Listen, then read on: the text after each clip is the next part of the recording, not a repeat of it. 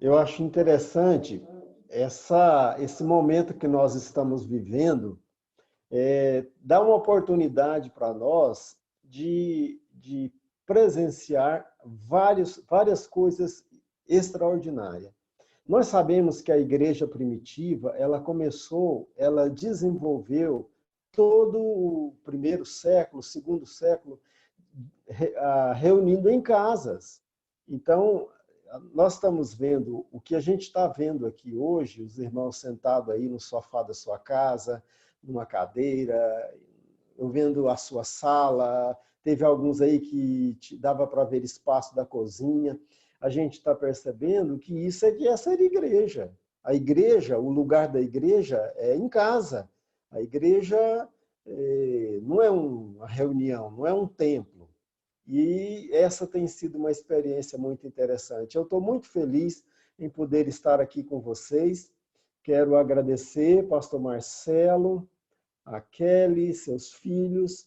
É muito bom, em nome da minha família, eu quero agradecer, em nome do pastor Marcelo e da Kelly, toda a igreja, pelo carinho, pelo apoio. É muito bom essa oportunidade de ver, mesmo que longe, mas ver a irmã Olga, ver o irmão Antônio lá em Catalão, é, Fábio, Cirlei, muitos irmãos queridos nossos, Júlio, mas a sua esposa, sua família aí, é muito bom, é muito... E aqui em casa, o que que nós fizemos? Nós projetamos, meu filho usou a tecnologia aqui e projetou vocês todos na televisão. Então, vocês estão aqui na tela grande. Eu estou, às vezes até vocês vão ver eu olhar de lado aqui, é porque eu estou querendo olhar para a televisão. Mas eu estou muito constrangido, até pelo amor, pela oportunidade de não ter cancelado esse compromisso de estar aí. Mesmo que a gente não esteja aí por circunstâncias na igreja, mas nós estamos reunidos com vocês desta forma. Então, eu estou muito agradecido por isso. Minha família também está aqui reunida, a Tânia, a Joyce, o Paulo, a Stephanie, o Pedro, a Kelly, todos estamos, e agora a nossa netinha Alice, estamos todos reunidos com vocês neste culto. Isso é muito bom. E eu agradeço por esta oportunidade. E eu quero ler com vocês o Salmo. Vocês não estão entendendo. O Salmo que eu vou ler com vocês hoje à noite. Salmo 23. Vocês podem estar pensando assim, mas quantas vezes nós já ouvimos pregação no Salmo 23? Pois é, o Senhor é o meu pastor, nada me faltará. Ele me faz repousar em pastos verdejantes, leva-me para junto das águas tranquilas, refrigera minha alma, guia-me pelas veredas da justiça por amor do seu nome. Ainda que eu ande pelo vale da sombra da morte, não temerei mal algum, porque tu estás comigo. A tua vara e o teu cajado me consolam. Preparas-me uma mesa na presença dos meus inimigos. Unges-me com óleo a minha cabeça, e o meu cálice transborda. Certamente que a bondade e a misericórdia me seguirão todos os dias da minha vida, e habitarei na casa do Senhor para todo sempre. Amém.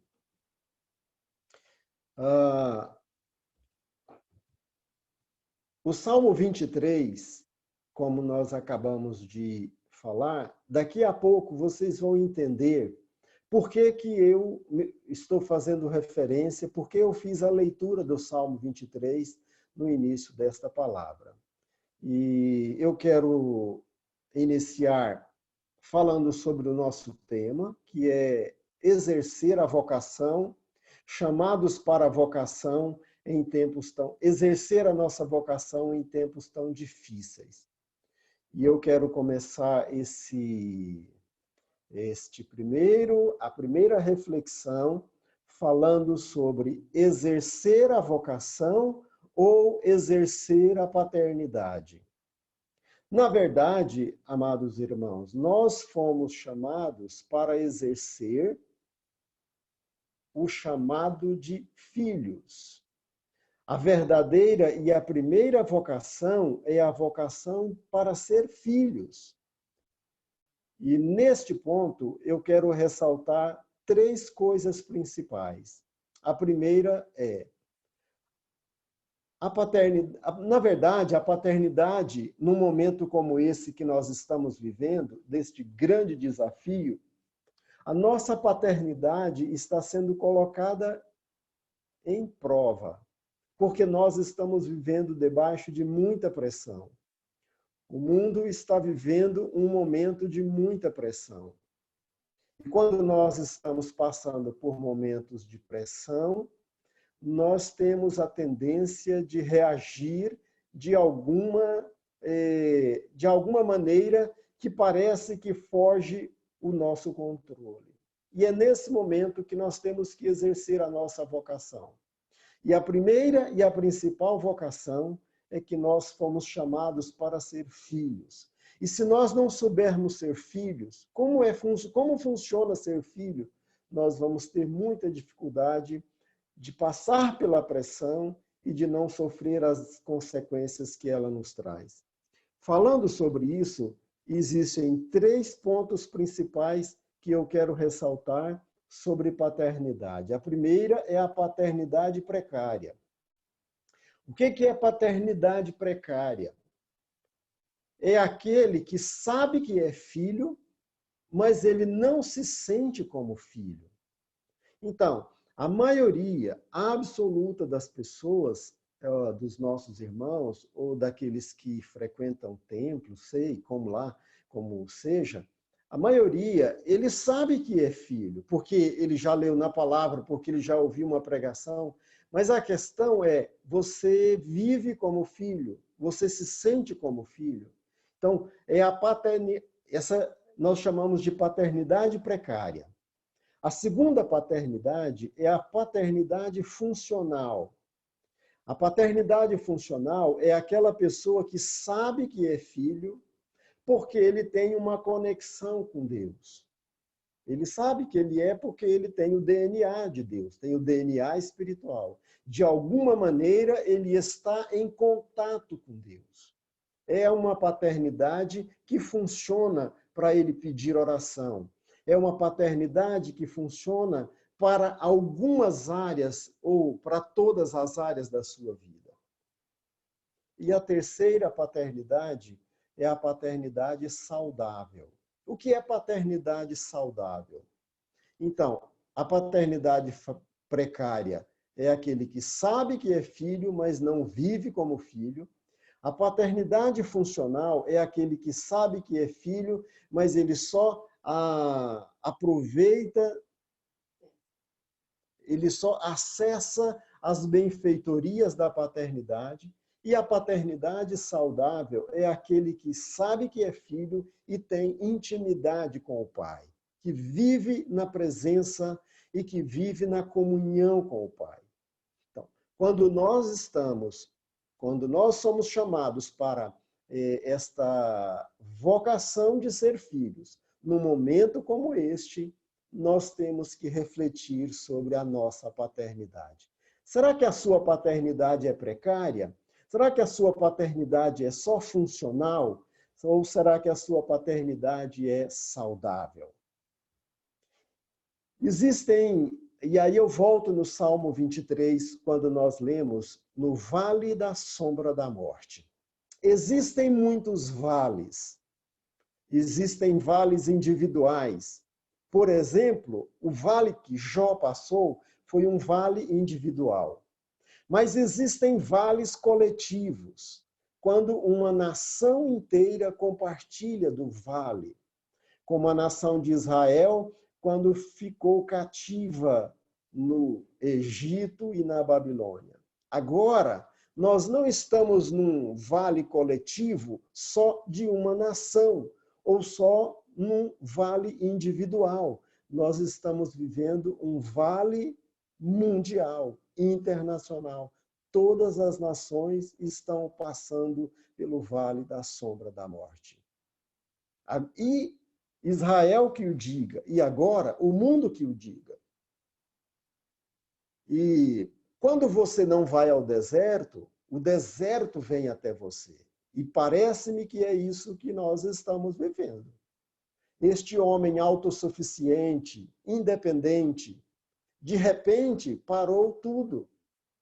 De repente, este homem que se sente dono do mundo, dono do poder, ele precisou parar para refletir, para reavaliar, para reparar, para preparar.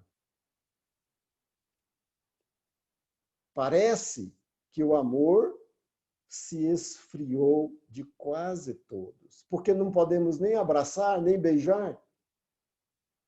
Parece que eles tiraram o olho do dinheiro e colocaram o dinheiro na vida. Parece que eles estão na solidão. Quais as razões para nós passarmos por uma noite tão escura e tão sombria? Por que que Deus leva-nos? Ou por que que Deus permite? Ou como você queira colocar, por que as pessoas passam pelo vale da sombra da morte? Em função das suas paixões? Por que que o missionário precisa passar pelo vale? Em função dos seus apetites, da sua natureza humana? Do orgulho? Porque junto com o orgulho é a luxúria, é a ira, é a gula, é a avareza, é a mentira, é a fofoca. Existem alguns vícios que grudam no caráter do homem, e isso durante toda a história. O pecado gruda no caráter do homem e só tem uma coisa que pode fazer. Só existe algo que pode disciplinar e remover o pecado grudado na alma humana. E isto chama-se uma noite escura. Se o ser humano não aprende no dia claro, ele terá que aprender na noite escura. Se o ser humano não aprende no dia claro, ele terá que aprender na noite escura. Voltando no Salmo 23, por que que nós gostamos do versículo 1, do versículo 2, do versículo 3? Pastos verdejantes, águas tranquilas, veredas seguras. Mas é bom lembrar que a carne e o anseio, os nossos desejos, eles não mudam quando nós estamos em pastos verdejantes. Os nossos desejos não se subjugam quando nós estamos nas águas tranquilas. A nossa soberba, ela não se verga em verdes pastos ou em veredas seguras. A alma rasa, e eu vou chamar de alma rasa aquele que passa pelo vale da sombra da morte, a alma rasa não muda se ela está num ambiente confortável, seguro, aliviado. É por isso que ela precisa passar pela vara, pelo cajado, pela sombra e pelo vale. São essas quatro coisas que aparecem neste versículo: o vale, a sombra, o cajado e a vara. Tempo de muitas perguntas e de poucas respostas. Quantas perguntas nós tivemos nestes dias? E quão poucas respostas? E quantas vezes as pessoas não sabem responder? Não, essa resposta nós ainda não sabemos. Esta resposta nós ainda não sabemos. Estão nos mandando lavar as mãos, mas o bom pastor nos ensinou foi a lavar os pés. Por que que o pastor está tão irado com as suas ovelhas? Porque a ira do pastor se acendeu com as ovelhas ao ponto de usar o cajado e usar a vara, usar a sombra e usar o vale. Porque às vezes a ovelha precisa mesmo deste tempo. Às vezes ela se sente perdida, como se fosse rejeitada. Mas a ovelha é um animal muito teimoso.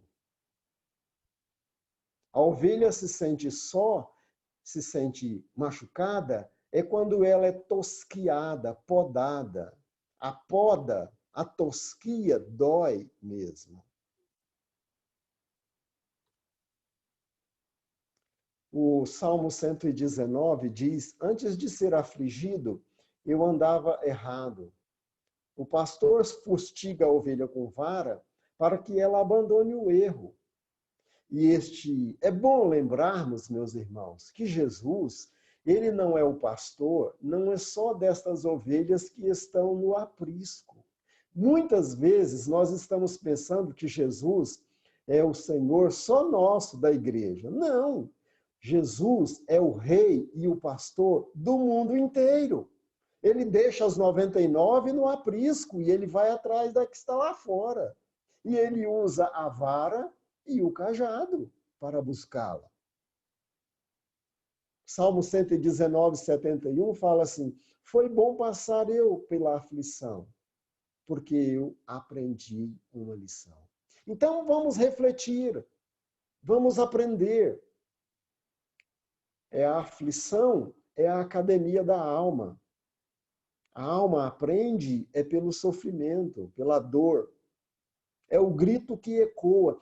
Tem um grito muito alto que nós estamos ouvindo, ecoando por todos os lugares. Tem lugares aí que o choro ele está em dezenas de casas, em centenas de casas.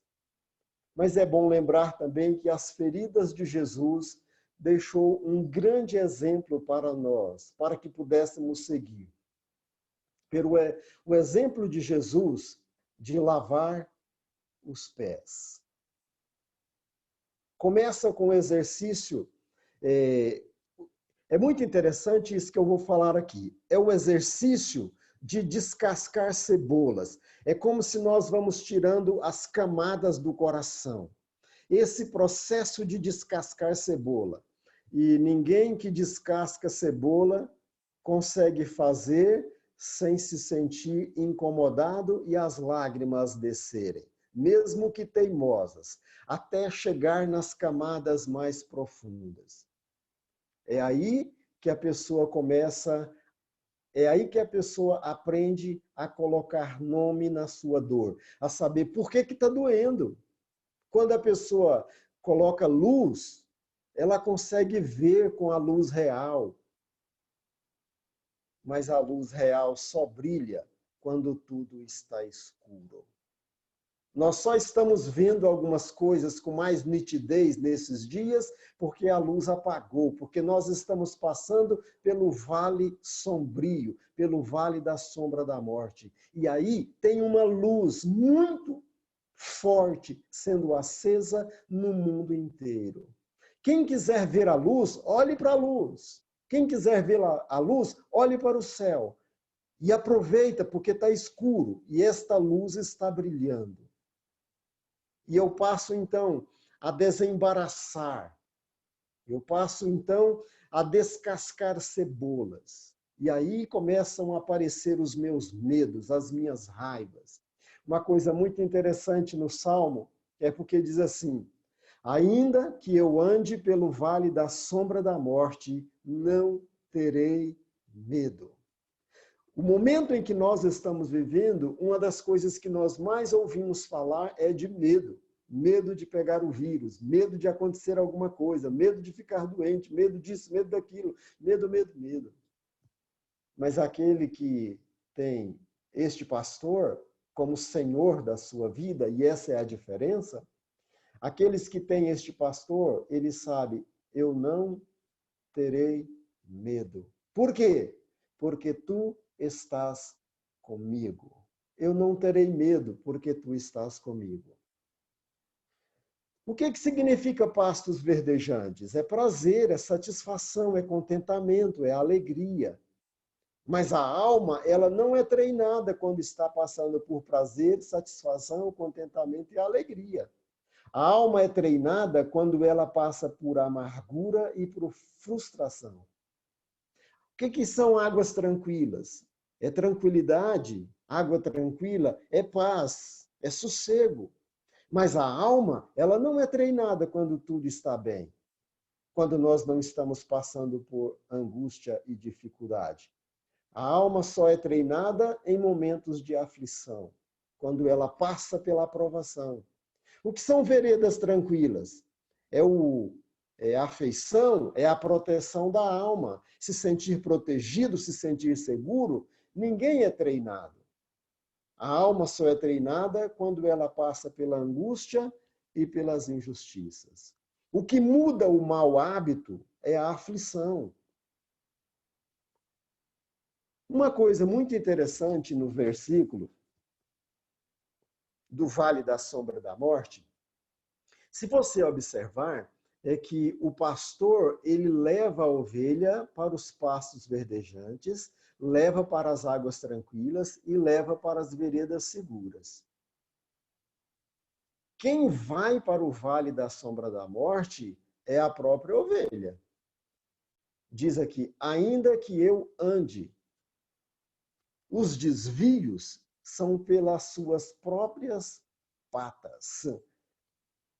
O nosso caráter teimoso são os nossos pecados que nos faz desviar e ir para o vale, para longe do pastor.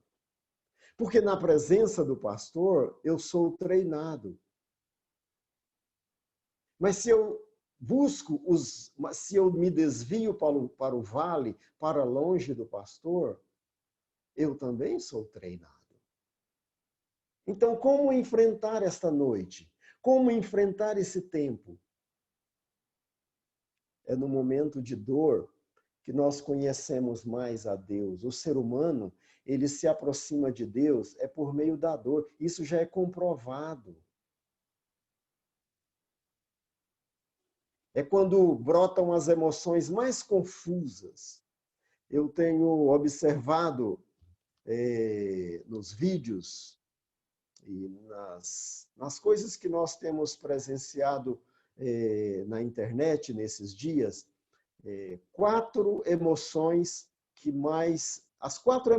mais confusas que as pessoas estão vivendo.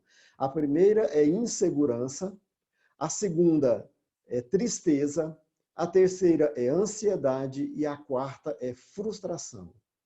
São emoções que surgem, são energias que giram dentro do coração das pessoas, que levam elas a terem as mais diversas atitudes. No meio dessas emoções, existem 2 sentimentos. Esses 2 sentimentos, e aí nós vamos dar nome para esses sentimentos. O sentimento de medo e o sentimento de raiva. Medo. O medo nos paralisa. Por que todo mundo parou? Porque está com medo. O medo faz isso. O medo paralisa. O medo faz com que você fique elaborando, fique tentando imaginar o que fazer no próximo momento seguinte. E no meio de frustrações, de emoções como essas, o medo faz você sentir raiva. Por quê? Por que você está com raiva? Então, fica irritado e às vezes você desconta a raiva em alguém que nem deveria você estar com raiva. Às vezes o lugar onde você está confinado é tão pequeno e que acaba você não conseguindo administrar a sua raiva. E aí você direciona ela. Quantas pessoas já não quebraram canetas, já não amassaram panelas, já não quebraram portas de guarda-roupa, ou fizeram alguma coisa para expressar raiva? Por causa dos momentos mais difíceis, quando a solidão parece que fica muito mais ampla. Mas não se esqueça, a dor é a forja do caráter. A contemplação A contemplação nasce quando a gente consegue domar a nossa fraqueza, quando a gente começa a se permitir sentir o que realmente está passando dentro do nosso coração. Às vezes, a chance de encontrar Deus é esta, na agonia. Quantas pessoas estavam longe de Deus? E agora, no momento da agonia e da angústia, eles voltaram para Deus e encontraram uma fonte de alívio. Quantos que agora perceberam que respirar não custa nada, enquanto um aparelho de respiração custa dólares e muitos dólares. Às vezes você acha que Deus está longe ou que o favor de Deus está longe, mas Deus está perto. Muitas vezes, para eliminar a impureza da alma, é que Deus nos toca de alguma forma. Eu não tenho dúvida, meus irmãos, que Deus está aproveitando este momento para tocar no coração e na vida de algumas e de muitas pessoas. De novo, por quê? A primeira razão é a soberba. É por causa da altivez do nosso coração. Junto com isso vem a luxúria, a ira, a gula, a avareza, a mentira e a fofoca. É por isso que o pastor permite que a ovelha ande pelo vale da sombra da morte. Mas o braço de Deus toca a alma para torná-la divina, para renová-la, para tirar esses desejos profanos e colocar os desejos divinos, para deixar de ser uma alma velha e passar a ser uma alma nova. Às vezes o braço de Deus nos tritura, dissolve, derrete, para tirar as nossas misérias. É esse o processo de morrer. Morrer para os nossos pecados, morrer para as nossas mazelas. Quem gosta de morrer? Qual a alma gosta de morrer? Ninguém. Aliás, muitas vezes isso nem passa pela nossa mente. Mas é bom lembrar que só vem transformação se houver mortificação. O sentimento de orfandade, de aflição, de angústia, de amargura, esta é a conclusão. E às vezes fica parecendo que Deus nos abandonou. Você pode até fazer a mesma pergunta que Jesus fez na cruz. Por que me abandonaste? Sente abandonado no fundo do poço, no vale, num lugar apertado? Meus amados irmãos, este é o tempo dos vestidos de pano de saco. Este é o tempo de sair fogo na boca dos profetas. Este é o tempo em que os inimigos serão devorados. Este é o tempo de prostrar e de adorar o Senhor dos Senhores e o Rei dos Reis. Só depois que Jó passou pela noite escura, só depois que Jó passou pelo vale da sombra da morte, é que o ouro foi apurado. Só depois que o instinto foi domado, que o caráter começou a desprender. Só depois que o apetite foi subjugado, é que começou a perceber a brotação, o fruto do mistério, que é o amor. É quando você deixa o efêmero e nasce o sobrenatural. É quando você substitui a sua máscara pela glória. É quando você substitui o velho homem pelo novo homem. Quando você substitui o manjar humano pelo maná divino. O vale é uma providência. Eu acho que essa é uma lição que nós podemos e devemos aprender. O vale é uma providência do bom pastor. Ele providenciou esse tempo com a finalidade específica de purificar-nos das nossas ignorâncias e das nossas imperfeições. É claro que o vale é seco, o vale é vazio, o vale é escuro. Por quê? Porque é um lugar de contemplar. Nós só conseguimos ver, como diz o filósofo Aristóteles, quando se está no fundo do poço, pelo menos você pode ver uma estrela brilhar no céu. Então, aproveita este momento para contemplar. Porque se você aprender a contemplar, este é o lugar onde a sua alma vai ser tocada nas partes mais profundas. Um lugar onde não tem nenhum amparo para escorar. Onde você não tem onde escorar. Onde sua única escora. Onde seu único prazer é o cajado do pastor. Total desamparo, aflição, angústia, amargura, as coisas que a alma quer. É o processo de queima das escórias, que quase que vai junto à própria alma. O Eterno faz passar pelo vale porque ele sabe que você vai suportar passar pelo fogo. Ele só permite, só deixa você passar pelo vale porque ele sabe que você vai suportar. O pecado, ele é real. Ele se apega à nossa alma. E somente o processo de queima, para que os pecados possam se despreender, é um processo de queima, que quase que a alma se derrete junto.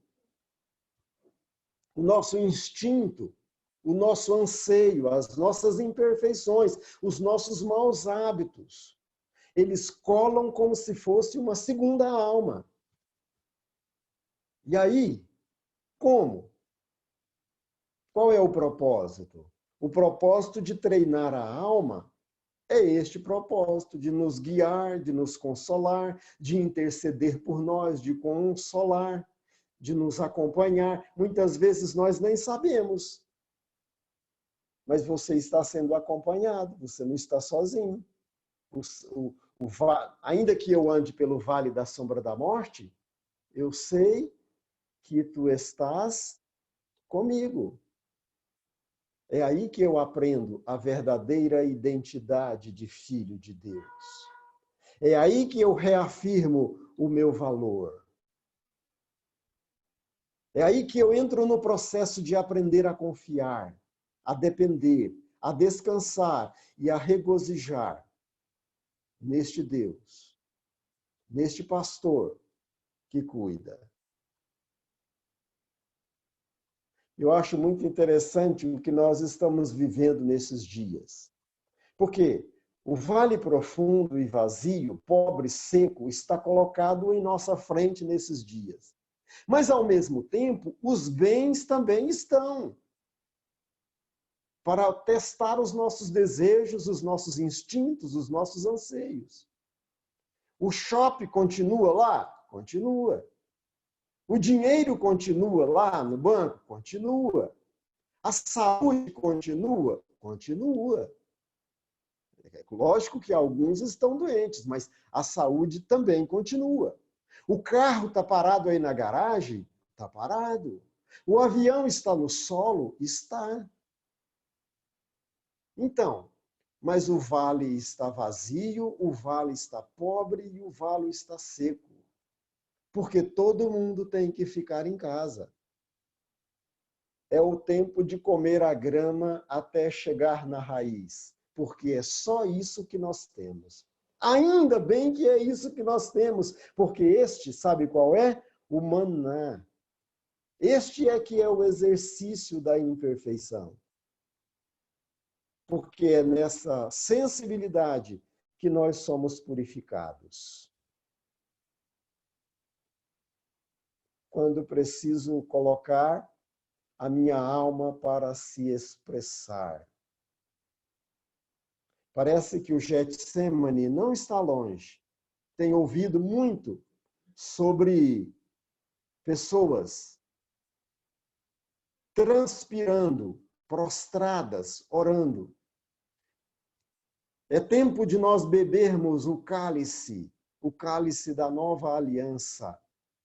É tempo de obedecer à vontade do Pai Celestial. Eu acho muito interessante, a W. Tozer diz, quem não tem problemas não cresce. É assim que funciona. Quem não tem como expor essas pessoas à noite, e elas não têm como crescer se não passem pelo orvalho gelado da noite.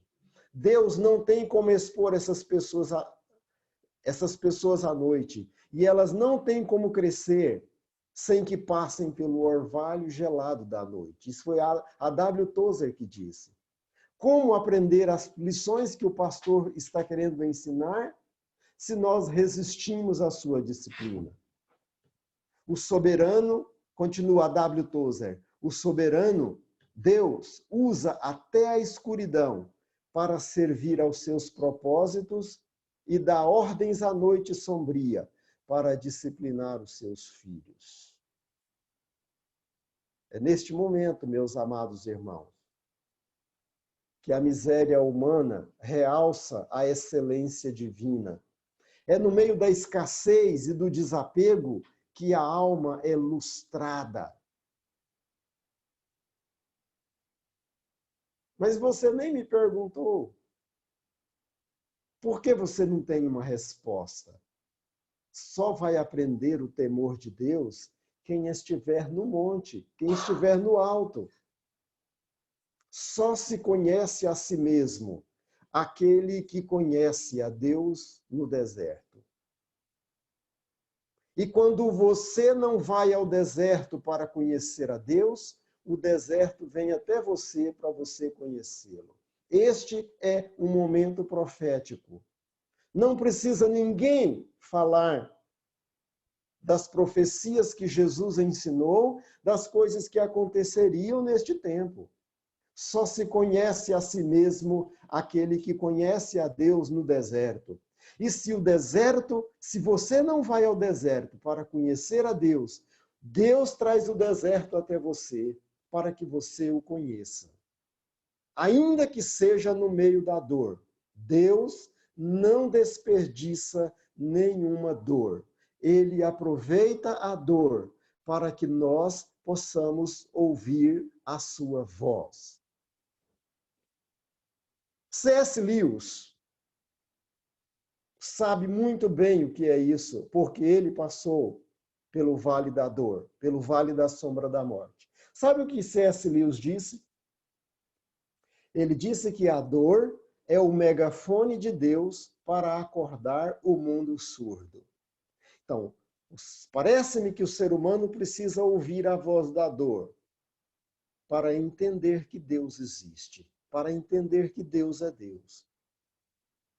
Quando a alma admite a sua miséria, então é que ela é apurada. E é aí que vai sair ouro. Um detalhe muito importante neste versículo, meus irmãos. Ainda que eu ande pelo vale da sombra da morte, tu estás comigo. Você não está sozinho. Isso é importante. A ovelha que tem o bom pastor como seu senhor, porque aí há a diferença.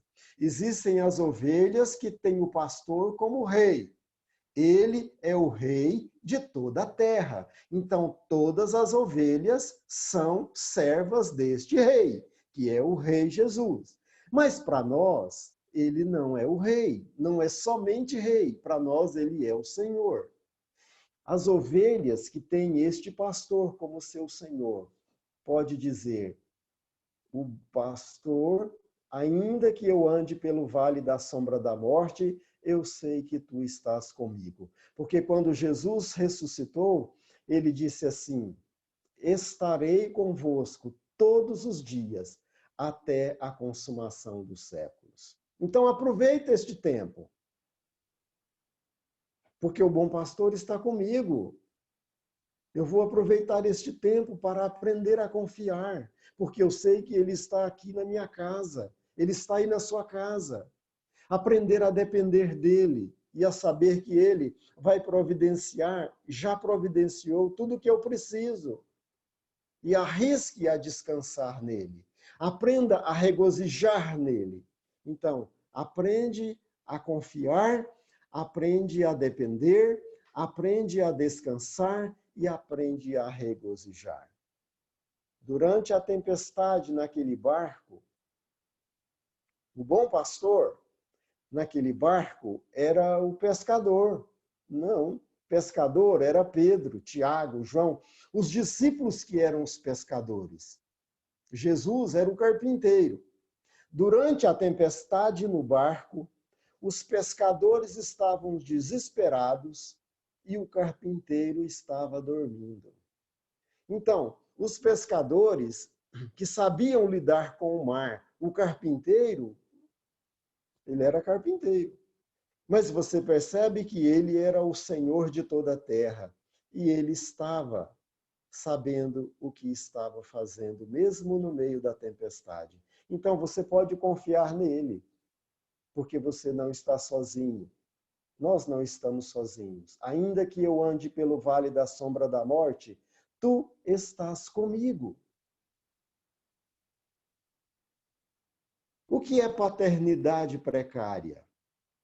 É aquele que sabe que é filho, mas não se sente como filho. Paternidade funcional é aquele que sabe que é filho, mas ele só aproveita das benesses da casa do pai. Ele só aproveita da herança do pai.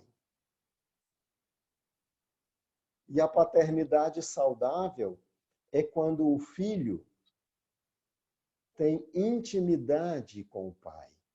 Esse bom pastor, quando ele veio, na verdade, ele veio nos ensinar como ser filhos deste pai. Ele veio nos ensinar como nos relacionarmos com este pai. E o que vai ajudar você, o que vai ajudar a mim, o que tem me ajudado a vencer esses dias, é a vocação de ser filho. Em primeiro lugar, Jesus veio me chamar para ser filho. Ele veio para os que eram seus, mas os seus não os receberam, não o recebeu.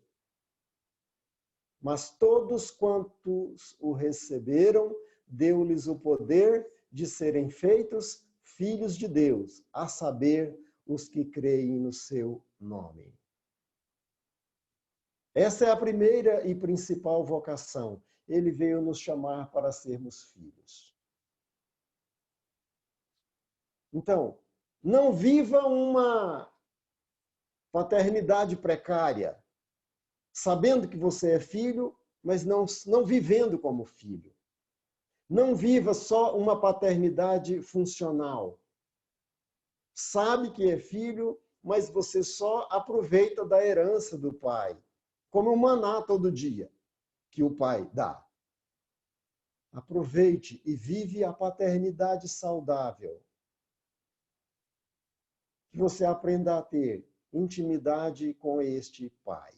Quando Jesus nos ensinou a orar, ele nos ensinou: Pai nosso que estais no céu. Esta é a paternidade saudável. E eu quero desafiar você a ter intimidade com o Pai por intermédio do seu Filho Jesus Cristo, por intermédio do Espírito Santo que intercede por nós. Eu quero orar. Nosso Deus e nosso Pai, nós queremos te agradecer por esta oportunidade.